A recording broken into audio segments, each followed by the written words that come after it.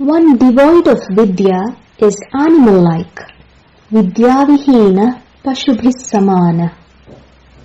The Rishis extol the importance of Vidya or spiritual knowledge in these words. Vidya is the distinctive feature in man.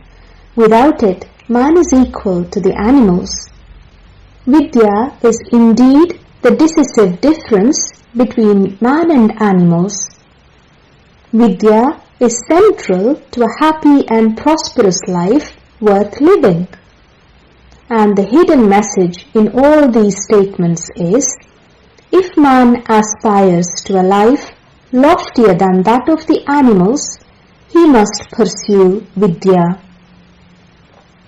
It is beyond debate that Vidya, as meant by education in everyday life, enhances man's capabilities.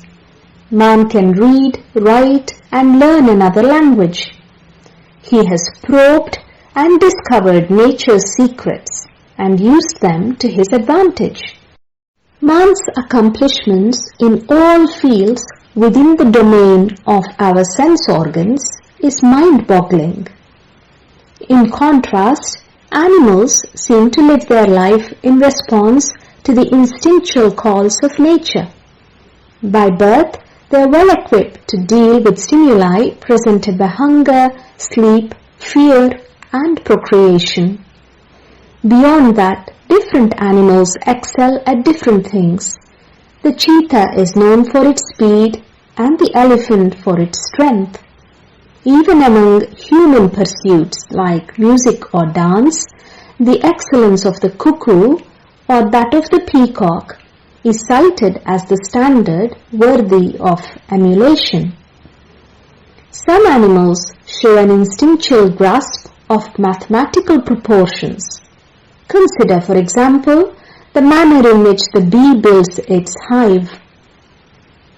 Animals are able to navigate themselves to their homes by scent, by a map of the constellations, or even by sensing Earth's magnetism. Among their social skills, we might marvel at how the soldier ants know their exact contribution to the colony, or how the mother bird is a fastidious teacher to her chicks. Consider traits like gratitude and loyalty, where animals set the bar high enough to capture our admiration. Most importantly, barring pets spoiled by human interference, animals bide well by a commitment to keeping themselves in fitness and health.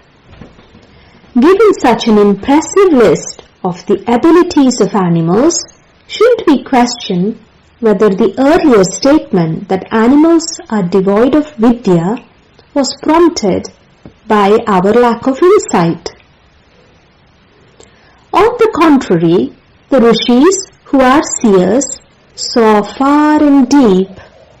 To understand what their statement means, we must first establish the scope of life. Life mostly happens in the states of Jagrat or wakefulness, Swapna or the dream state, and Sushupti or deep sleep. Whether it be the intellectual accomplishment of man or the marvel of instinctual animal intelligence, it's all circumscribed within these three states. The joys these accomplishments confer are likewise limited in their scope to these three. In fact, animals are better suited to the pursuit of joy in these three conditions owing to the fact that they do not abuse their facilities and faculties of the body and mind like man does. So when the Rishis said, without Vidya, man is on par with animals, we need to probe their perspective that led them to issue such a warning.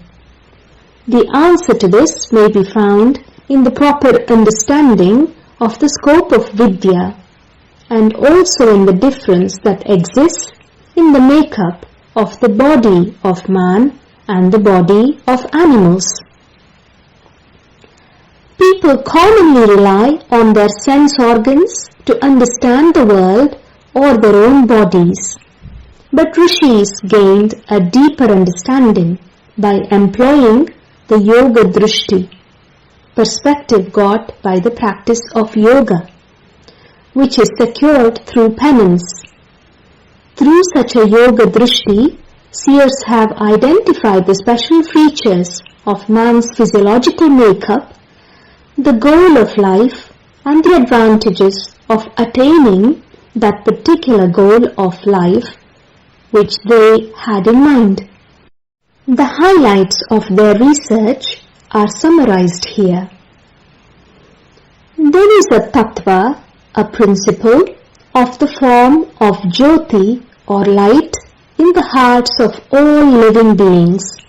This tattva is also identified by the name God.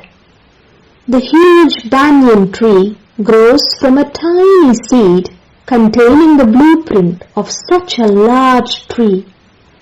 So also the principle of light holds within itself the subtle form of the entire universe and of all living forms. Just like the growth of a seed into a tree finally culminates in the production of another seed, the true fruition of life is achieved when the path back to the source from where it all started is successfully retraced. It's impossible to imagine the boundless joy arising from the completion of such a journey. The union with the tattva that man can achieve through the practice of yoga is a fourth state called the turiya. It is man's birthright to reach for and grasp this fourth state of turiya without stopping short at the states of jagrat, swapna and sushupti. The natural ability of the human form is to fulfill the promise of turiya. Such an ability is not entailed in the physiological or mental makeup of animals. In the view of the rishis, Vidhya is not just the acquisition of skills required for worldly life. It is not the accumulation of facts either. Vidya is Jnana and Ya is the means to attaining that Jnana. In the Bhagavad Gita, it is clarified that Jnana is Paramatman. So Vidya is the means to the realization of Jnana, in other words, the realization of Paramatman. Vidyaya amrutamashmate. Through Vidya, one can savor immortality. And Vidyamayoyam Purushaha. Purusha or the Jiva is the embodiment of Vidya.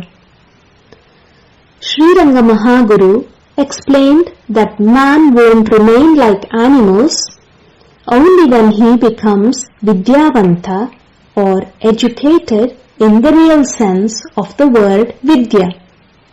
Otherwise, man will cheat himself out of an exclusive joy and will lead a wasted life. The people of Bharata should strive to lead such an exalted, educated life by following the tenets of the rishis.